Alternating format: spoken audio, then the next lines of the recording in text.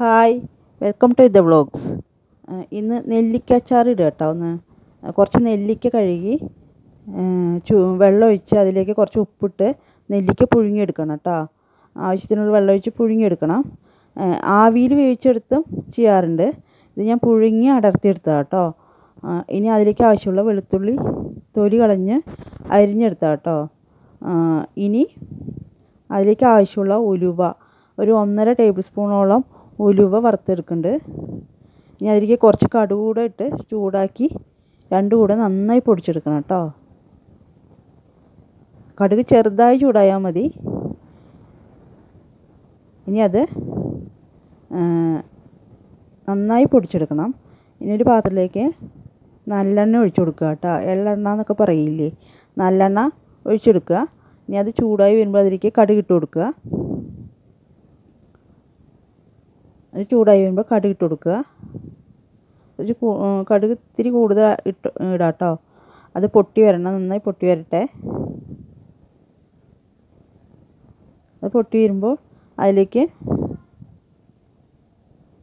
വെളുത്തുള്ളി അരിഞ്ഞത് ചേർത്ത് കൊടുക്കുക. നന്നായി പൊട്ടി വരട്ടെ. ഇനി അതിലേക്ക് നമ്മൾ വെളുത്തുള്ളി അരിഞ്ഞത് ചേർത്ത് കൊടുക്കണം.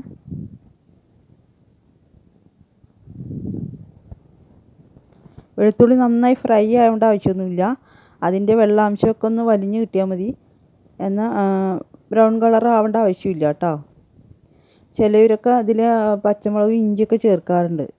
ഇതിപ്പോൾ ഇതിലൊന്നും ഞാൻ ചേർക്കാറൊന്നുമില്ല കേട്ടോ. ഞങ്ങൾ ഇങ്ങനെ മാത്രമാണ്. ഇതിൻ്റെ ടേസ്റ്റ് എന്ന് പറയുമ്പോൾ ഒരു കായത്തിൻ്റെയും ഇതിൻ്റെയൊക്കെ ടേസ്റ്റ് നെല്ലിക്ക അച്ചാർ, അതാണ് ടേസ്റ്റ് കേട്ടോ. ഞാനിപ്പോൾ ഇതിലേക്ക് പച്ചമുളക് ഇഞ്ചിയൊന്നും ഇടുന്നില്ല. ഇനി വെളുത്തുള്ളി ഒരുവിധം മൂത്ത് വരട്ടെ. ബ്രൗൺ നിറം ആവേണ്ട ആവശ്യമൊന്നുമില്ല കേട്ടോ. ബ്രൗൺ നിറം ആവണ്ട. വെള്ളം ഒന്ന് വലിഞ്ഞ് കിട്ടിയാൽ മതി. ഇനി നമ്മൾ അതിലേക്ക് ആവശ്യമുള്ള മുളക് പൊടി എടുത്ത് വയ്ക്കുക. അതിന് ഒരു എരിവിനനുസരിച്ചിട്ടുള്ള മുളക് പൊടി. എരിവ് കൂടുതലാണെങ്കിൽ കുറച്ച് ഇട്ടാൽ മതി. ഞാനിപ്പോൾ ഈ മുളക് പൊടി അധികം എരിവൊന്നുമില്ല. അപ്പോൾ ഒരു 4.5 ടേബിൾ സ്പൂണോളം മുളക് പൊടി എടുത്തിട്ടുണ്ട്.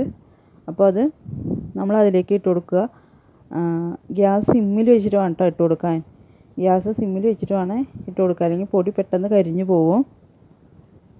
സിമ്മിൽ വെച്ചിട്ട് വേണം ഇട്ട് കൊടുക്കാൻ. അതൊന്ന് നന്നായി ഇളക്കിയെടുക്കുക. ഒന്ന് പൊടിയുടെ പച്ചമണം മാറുന്ന വരെ ഒന്ന് നന്നായി ഒന്ന് ഇളക്കിയെടുക്കുക. കരിഞ്ഞു പോകാൻ പാടില്ല കേട്ടോ. നന്നായി ഒന്ന് ഇളക്കിയെടുക്കുക. ഇനി അതിലേക്ക് ആവശ്യമുള്ള ഉപ്പ് ചേർക്കുക കേട്ടോ. നന്നായി ഇളക്കിയെടുത്തിട്ട് അതിലേക്ക് ആവശ്യമുള്ള ഉപ്പ് ചേർക്കുക. കരിഞ്ഞു പോവാതെ നോക്കണം കേട്ടോ. ഉപ്പെല്ലാം ആവശ്യത്തിന് ഇടണം കേട്ടോ. എന്താ വെച്ചാൽ നമ്മൾ ഇത് പുഴുങ്ങിയെടുക്കുമ്പോൾ ഇട്ടിട്ടുണ്ട്. അപ്പോൾ അതിനനുസരിച്ചിട്ട് വേണം ഉപ്പിടാൻ. ഉപ്പെല്ലാം ആവശ്യത്തിന് നോക്കിയിട്ട് ചേർക്കുക. നോക്കിയിട്ട് ചേർക്കണം കേട്ടോ. ഞാൻ അതിലേക്ക് കായപ്പൊടി ഇട്ട് കൊടുക്കുന്നുണ്ട് കേട്ടോ. ഒരു കായത്തിൻ്റെ ടേസ്റ്റൊക്കെ ഇതിൽ മുന്നിട്ട് നിൽക്കുന്നുണ്ടാവും നെല്ലിക്ക അച്ചാറിൽ. അതാണ് ഒരു ടേസ്റ്റ്. നമ്മൾ മറ്റേ വലിയ കായാണെങ്കിൽ അതൊന്ന് പൊരിച്ചെടുത്തിട്ട് വേണമല്ലോ അത് പൊടിച്ചെടുക്കാൻ. അപ്പോൾ പക്ഷേ അതിന് നല്ലൊരു മണമായിരിക്കും. ഇത് പൊടിയാകുമ്പോൾ അത്ര മണമില്ല, എങ്കിലും കുറച്ച് കൂടുതൽ ചേർത്ത് കൊടുത്താൽ മതി. ഞാൻ കുറച്ചുകൂടി കൂടുതൽ ചേർക്കുന്നുണ്ട് കേട്ടോ. ചേർത്തിട്ടുണ്ട്. ഇനി അതിലേക്ക് ആവശ്യം വിനാഗിരി കേട്ടോ. കുറച്ച് വിനാഗിരി ഒഴിച്ചു കൊടുക്കുക. അത് ഒരു 4 ടേബിൾ സ്പൂണോളമൊക്കെ ഒഴിക്കുന്നുണ്ട്. അത് വീഡിയോ എടുക്കാൻ പറ്റിയില്ല. ഇനി ഇതിലേക്ക് ഇത് അച്ചാറിന് കുറച്ചും കൂടെ ഒരുവിധം ഗ്രേവി ആവശ്യമുണ്ടെങ്കിൽ അതിൽ കുറച്ച് ചൂടുവെള്ളം ഒഴിച്ചെടുത്താൽ മതി കേട്ടോ. അല്ലെങ്കിൽ നെല്ലിക്ക പുഴുങ്ങിയ വെള്ളം ഒഴിച്ചെടുത്താലും മതി. ഇനി കടുക് ഉലുവയും പൊടിച്ചെടുത്തത് അതിലേക്ക് ഇട്ട് കൊടുക്കുന്നുണ്ട്. നന്നായി ഇളക്കിയെടുക്കുക.